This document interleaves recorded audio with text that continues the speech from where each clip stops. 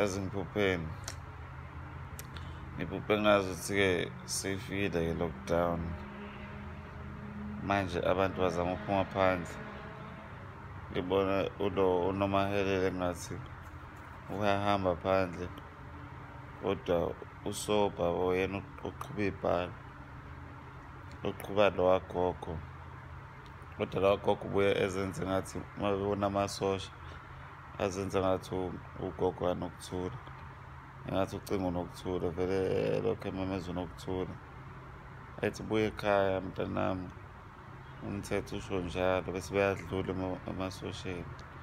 Namasosha kungathi omabhena wonke, ngoba nami ngibone sengidlula ngakuwona, angivimba athi iyaphi leyo ndlela. Ngathi ngavele ngakhuluma into efaka amasosha phakathi, ngathi ngumuntu onakekela amasosha yabo nje, oyothenga isipinashi ngoba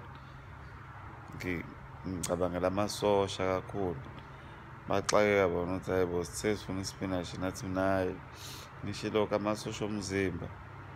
Bathi besacabanga kahle ngathi ozakwenu, base basmayila kancane.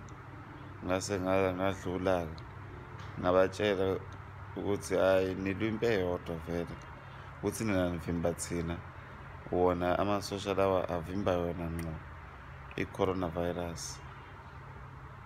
Angibuka ngathi mkhulu ongaphakathi okimi kunalo osezweni. Ngathi hayi dlula ngidedele.